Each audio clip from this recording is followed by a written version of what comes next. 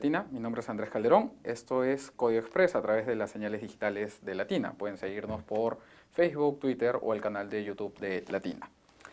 Cuando hablamos del trabajador peruano, solemos asociarlo con la idea de informalidad, ¿no? Este trabajador que no está oficialmente registrado en una planilla, que no necesariamente goce de vacaciones o no tiene todos los derechos que la ley le reconoce a la mayoría de trabajadores. ¿Qué está haciendo el Ejecutivo o el Congreso para cambiar la situación de informalidad? Bueno, aparentemente se vendría una reforma laboral en el marco de un Plan Nacional de Competitividad sobre el cual han hablado en algunas ocasiones ya el presidente Vizcarra y el presidente del Consejo de Ministros, César Villanueva. Pero esto ha generado también, al parecer, el rechazo del ministro de Trabajo, Cristian Sánchez. Para hablar sobre este aparente conflicto y en todo caso para entender bien de qué trataría esta reforma laboral, nos acompaña el abogado Germán Lora, abogado laboralista, socio del Estudio Payet, quien se encuentra con nosotros. ¿Cómo estás, Germán? ¿Cómo estás? Buenas tardes. Germán, quisiera empezar tal vez conversando sobre esta situación de informalidad. El trabajador peruano está en una situación de informalidad y ¿qué es lo que lo ocasiona si esto es así? A ver, sí, efectivamente, cuando uno revisa las tasas de los índices de informalidad, el trabajador peruano está por encima del 70% de informalidad. Es decir, de cada 10 trabajadores que están en el mercado laboral prestando un servicio, 7 son informales y 3 serían formales aproximadamente, ¿no? Cuando decimos informales, ¿a qué condiciones se determina que un trabajador es informal cuando quien recibe su servicio, su empleador, no paga un seguro de salud, por ejemplo. O sea, la definición de informal es aquel, desde el punto de vista técnico, ¿no? Porque además de salud tiene una serie de beneficios adicionales económicos como la CTS, la gratis, las vacaciones, el seguro social, el tema de seguridad y salud en el trabajo. Hay un paquete mucho más grande. Pero en el Perú un trabajador es formal, técnicamente hablando, cuando desarrolla una labor subordinada y su empleador le paga el salud, por lo menos el salud. Por lo menos es salud. ¿No es cierto? Claro. Pero nos olvidamos de que ese 70-75% de informalidad, que lamentablemente es un índice que va creciendo en los últimos 2 años, también comprende gente que no necesariamente tiene una relación de dependencias, un asalariado, sino un independiente. Es decir, ese grueso del 70-75%, la mitad de ellos, o el 45% de ese 70% es de asalariados. El otro es el informal independiente. Claro, el que no está en una planilla, ¿no? O el que no debería estar en una planilla, por ejemplo, un gasfitero, que no debería estar en una planilla, pero no tiene RUC.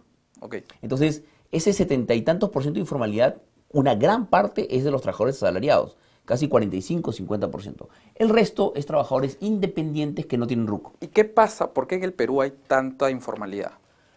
Es que el tema de informalidad no solamente es una informalidad laboral, sino que es una informalidad de todo tipo, ¿no? Un empleador, un emprendedor se ve en un marco de informalidad. ¿Por qué? Porque tiene una informalidad administrativa, nunca saca licencia, tiene informalidad tributaria, ¿no? Tiene una informalidad laboral.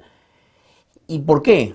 Porque las normas que uno revisa cuando quiere analizar la informalidad se da cuenta que son mucho más proclives y mucho más facilistas para aquel es informal. No hay incentivos en el Perú de ningún punto de vista para ser formal, porque el formal, inspección, más beneficios, más licencias, más seguridad de salud en el trabajo, y el informal nadie lo identifica. Ok, o sea, hay una carga del Estado en exigencias más grande para la empresa formal, ¿no? Que tiene contrato de trabajadores formales, que para aquellos que prestan servicios, realizan sus actividades de otra forma. Correcto, entonces el incentivo es mayor ser informal que formal. Ahora, también se ha dicho que existen sobrecostos, que existen demasiados costos laborales que hacen que sea más conveniente no estar dentro del régimen de todas las exigencias que la ley señala. Yo creo que sí hay que revisar los costos laborales. Yo creo que es importante pegarle una revisada a los costos laborales sin que un sistema de reforma laboral, que cada vez que se habla de la palabra reforma, todo el mundo se le para los pelos, pero para la modificación de normas laborales que incentiven la contratación formal de gente. Yo creo que fuera del tema del costo laboral, creo que es importante ver lo complementario, lo adicional, ¿no? ¿Qué creo que hay adicional? Como le digo, fuera de que hay que pagarle CTS, que hay que pagarle gratificación, que hay 30 días de vacaciones, que hay que pagarle la seguridad social. Hay un tema importantísimo, por ejemplo, la estabilidad laboral, ¿no? Hay un tema importantísimo que son las posiciones del Poder Judicial. Es decir, a veces nos olvidamos que yo creo, particularmente en mi opinión, que un tema importante es cómo resuelve el Poder Judicial, cómo resuelve la autoridad de trabajo. Yo te pongo un ejemplo. Una empresa que está en una situación económica complicada y que quiere desvincular de sus 100 trabajadores, quiere desvincular 30 porque económicamente no le va bien, no tiene la posibilidad de hacerlo en el Ministerio de Trabajo porque la Autoridad de Trabajo tiene un sesgo de no aprobarse ese colectivo. Ok, hablemos un poco de esto y introduzcamos al público al tema del despido de trabajadores, ¿no? Ok, ya. ¿Qué es lo que pasa primero hoy en día? ¿Cuál es la regla general cuando una empresa despide a un trabajador? ¿Qué es lo que puede hacer este trabajador? Bajo un criterio amplio y general de lo que me preguntas es, yo empresa tengo muy claramente demostrado, a tres pruebas, que el despido es comisión de una falta grave, robó, llegó tarde, impuntualmente, siempre, tomado, lo que fuera. Tengo que tener unos protocolos importantes para eso.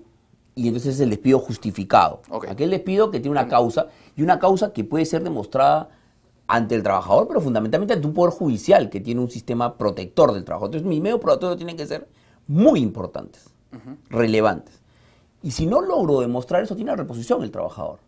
Es decir, en el Perú está el despido causalizado, justificado, que genera una desvinculación justa del trabajador, y un despido que el Poder Judicial puede entender que es fraudulento, nulo, arbitrario y que genera la reposición del trabajador. Digamos que una empresa, como tú planteas el caso, no es que el trabajador haya cometido una infracción, pero no le resulta conveniente seguir contando con la cantidad de esos trabajadores o quiere cambiar y quiere rotar. Y dice, ok, no es que hayas cometido una infracción, pero creo que a la empresa le conviene tener nuevo personal.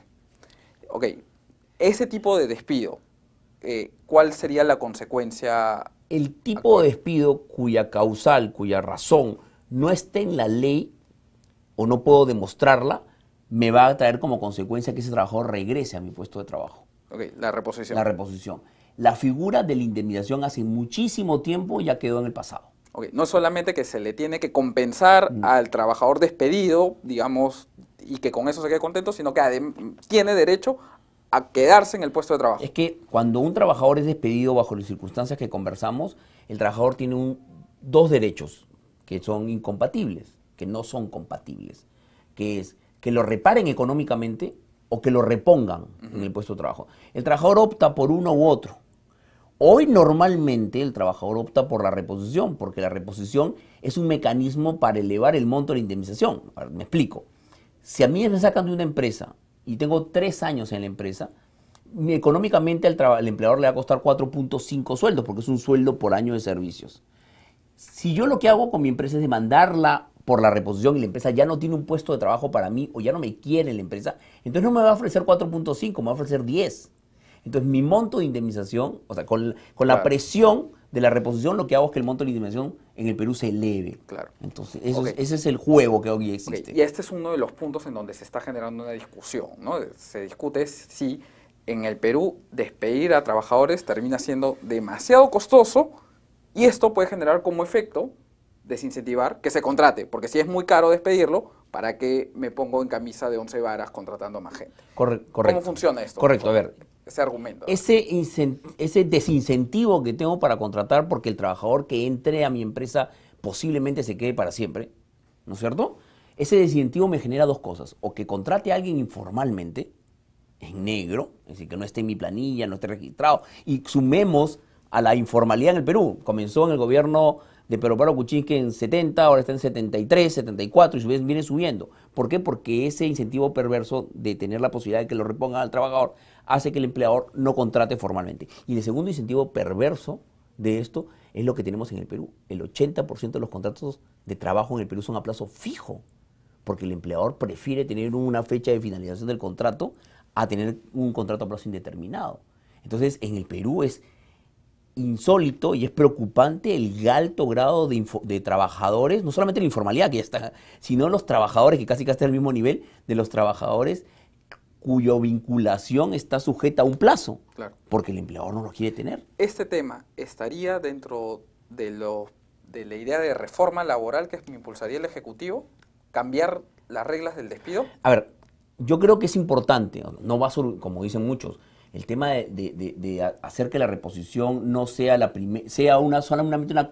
La reposición en muchos países del mundo, casi todos, sobre todo los sudamericanos, la reposición es un mecanismo de reparación ante una afectación, un derecho de protección constitucional. Por ejemplo, que yo vote una madre embarazada. Entonces la madre embarazada tiene derecho a regresar. Que yo vote por discriminación a un trabajador, que tiene derecho a regresar. Está pensada la reposición para ese tipo de protección, de derechos fundamentales, ¿no es cierto? Entonces, lo que se pretende es que la reposición solamente quede como existía hace 18 años, solamente para este tipo de protección. Y que en los despidos arbitrarios, donde el empleador no puede generar una causa, no la tiene, y no exista ninguna afectación a ningún derecho de protección constitucional fundamental, entonces lo que va a pasar ahí es que hay una reparación económica. Lo preocupante de esto es cómo se hace esto, porque en el derecho laboral peruano existe la reposición por una sentencia del Tribunal Constitucional, no por una ley. Claro. Entonces, cuando la gente dice, yo creo que hay 3 mecanismos para cambiar esta figura. La primera es modificar el criterio del Tribunal Constitucional, que es el más sencillo, es decir, hablar con el Tribunal Constitucional y que emita un nuevo criterio. El segundo es modificar la Constitución.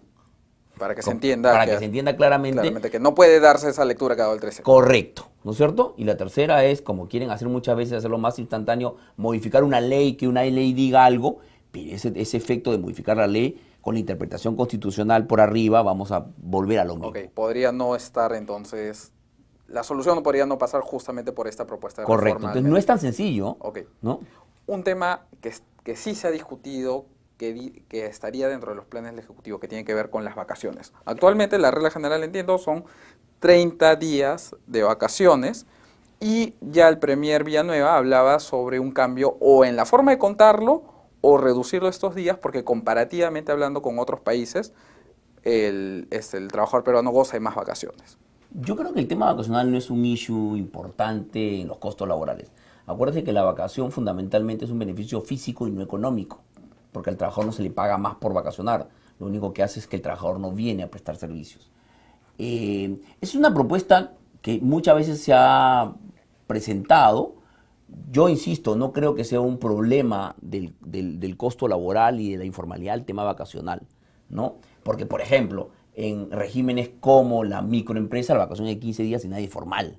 En la pequeña empresa el régimen es de 15 días y nadie formal. Los trabajadores del hogar tienen el régimen de 15 días de vacaciones y su informalidad es del 93%. Entonces no es una problemática que haga, no afecta al grueso de personas. No va a ser el quiebre, correcto. Además que si hablamos del 70% de informales, ese 70% no tienen vacaciones. Es muy probable que no tengan esos 30 días, ¿no? Ok, entonces hablemos de qué otros temas, que tratemos de condensarlos en los pocos minutos que tenemos, qué otros temas de reforma laboral crees que podrían venirse o que serían por lo menos importante que se plantee la discusión ahora. A ver, yo lo que creo es revisar la contratación sujeta a modalidad. Es decir, la contratación sujeta a modalidad hoy está muy restringida. ¿A qué te refieres con esto? Revisar, quiero decir, los términos, a ver, ¿cuándo hay una contratación por necesidad de mercado? Hacerla más amplia, que un empleador pueda contratar realmente por necesidad de mercado, por incremento de actividad. Porque como la definición es una definición muy amplia establecida en la ley, cuando va al Poder Judicial, el Poder Judicial la hace restrictiva. Y crea criterios que no están en la ley. Entonces yo creo que una revisión de las modalidades formativas es importante. El incentivo del contrato part-time. En el Perú el 5% de los contratos de trabajo son part-time. En otros países es una figura que normalmente funciona de mejor porque se acomoda en la relación personal, familiar y de trabajo. O sea, una persona podría acordar con su empleador, oye, yo no voy a trabajar las 40 o 48 horas, sino que voy a trabajar y cambiar la definición. 20, ¿no? La definición del part-time debería ser aquel trabajador que labora menos de 24 horas a la semana, independientemente de cuántos días trabaje. Un trabajador puede trabajar 12 el lunes, 12 el martes y ya está, y se va a su casa y es part-time. Eso es otro tema que hay que incentivar. Además, los jóvenes necesitan contratación part-time para combinar su vida académica con su vida profesional. Y hacer más se quiere hacer que la remuneración integral anual, esa que yo pago un sueldo mensual al trabajador, incluye gratis CTS, eso se haga más extensivo. Hoy solamente aplica a trabajadores que ganan más allá de 8.300 soles, 2 UITs. Se quiere hacer que la remuneración integral anual, como sucede en el régimen agrario, sea mucho más extendida en más trabajadores. Es decir, yo puedo contratar a un trabajador pagándole, no sé, 5.000 soles, 3.500 soles, donde incluya ya los beneficios de gratificación y CTS, y haga más sencillo el pago y no tenga que administrativamente estar haciendo depósitos en julio y en diciembre, o depósitos en mayo y en noviembre para la CTS.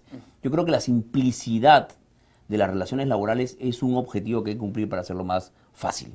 Para cerrar con un último tema, que es un poco más ya de perspectiva. Tú que has tenido oportunidad de estar en el Ministerio de Trabajo, ¿crees que en este momento pueda avanzar una reforma?